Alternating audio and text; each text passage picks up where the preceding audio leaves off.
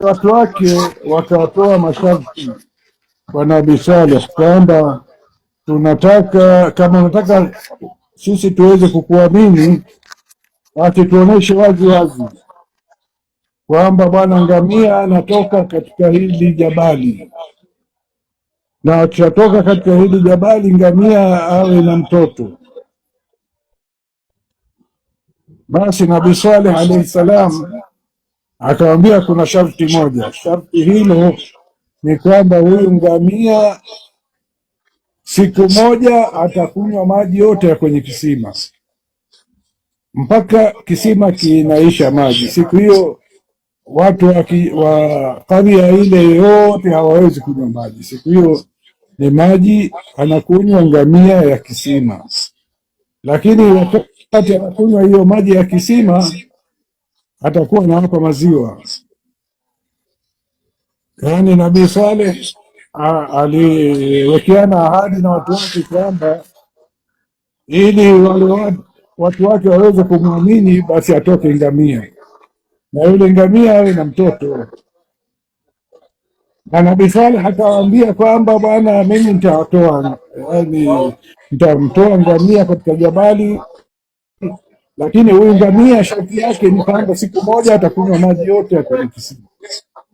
Anakunywa maji ya kisima mpaka kisima kinakauka, lakini wakati anakunywa maji huku yanatoa maziwa. Maziwa yale yanakingwa katika chombo kikubwa, watu wa kijiji wote watakuwa wanachota maziwa hapo. Basi wakawekeana ahadi hiyo, wakakusanyika watu wote wa kijiji. Nabii Saleh akaomba Mungu, jabali ikapasuka, akatoka ngamia na mtoto wake. Alipotoka ngamia na mtoto wake, yule ngamia ikawa siku anakunywa maji anawapa maziwa, na siku moja ngamia hanywi maji, watu wanachota bado. Ikaendelea hivyo mpaka siku katika miezi 10, wale watu wakawa wameshachoka kabisa. Anasema inakuwaje leo siku ngamia anakunywa maji? Ngamia ndio mwanaume katika kijiji hiki. Yeye sasa yeye atakunywa maji, sisi hatunywi maji, yani hatupati maji. Kwa hiyo wakaweka shauri wa kuumua yule ngamia. Wakakaa kikao watu 9 katika kijiji hicho, watu 9 wakakaa kikao kumwangamiza yule ngamia, lakini kulikuwa na watu ambao walipinga. Wakasema hapana bana, huyu ngamia Nabii Saleh ametuambia kwamba tukimwangamiza adhabu ya Mwenyezi Mungu itakuja. Lakini wale watu 9 wakakaa kikao, wakasema lazima tumuue ngamia, kwa sababu hawezi kuwa wewe anakunywa maji yote kwenye kisima.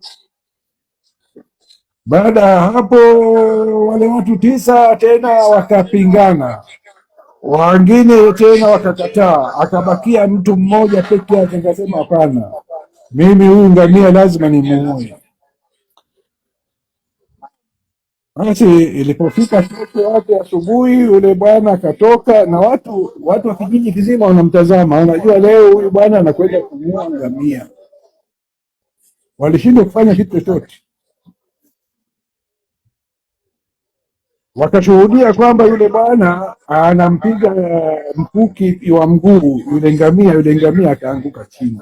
Alipoanguka chini yule ngamia, mtoto wa ngamia akaruka juu ya jabali ile ambayo aliyotoka, akapiga kelele ya kwanza, akapiga kelele ya pili, akapiga kelele ya tatu, akateremka. Yule jamaa alipompiga ngamia yule akaanguka chini, sasa akammalizia. Alipommalizia akasema, lakini huyu ngamia amenona sana, huyu ngamia inafaa tumle. Kwa hiyo wakamchinja, wakamkatakata, wakamla. Wakati wanamla, Nabii Saleh akamwambia, mimi niliwaambieni kwamba bwana, huyu ngamia wa Mwenyezi Mungu.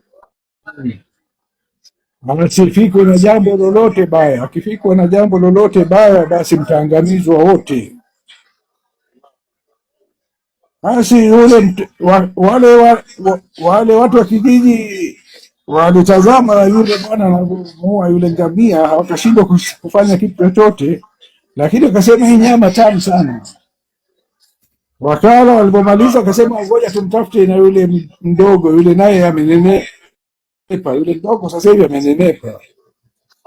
Kwa hiyo wakamfata yule ngamia mdogo, yule ngamia mdogo akakimbia akaingia kwenye jabali, ile jabali kaziba. Nabii Swaleh akawaambia watu wake kwamba sasa adhabu ya Mwenyezi Mungu itakuja. Kabla ya kuja hiyo adhabu, dalili zake ni zipi?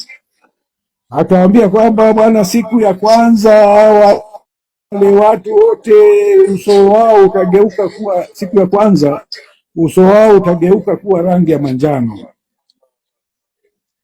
Alafu siku ya pili uso wao utageuka kuwa rangi nyekundu.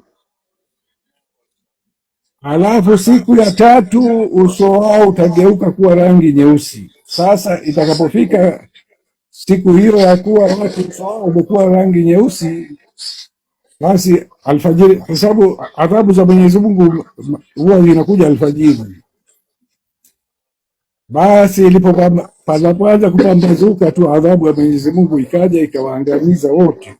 Lakini Nabii Saleh kabla ya hapo aliondoka na walishindwa kumfuata, na wale watu baada ya kumchinja ile ngamia na kumla, na ule mtoto wa ngamia akakimbia, wakamtafuta Nabii Saleh wapate kumua, lakini Nabii Saleh aliondoka mbele yao na hawakuweza kumfanya kitu chochote. Walipigwa na bombuazi, Nabii Saleh akapiga akaondoka zake. Na hawa watu siku ile ya tatu baada ya uso wao kuwa mweusi, alfajiri yake adhabu ya Mwenyezi Mungu ikateremka ikawaangamiza wale watu wote, hakuna aliyebaki.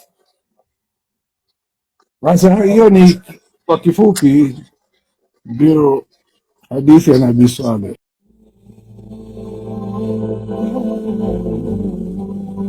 لا تتذكر طبعا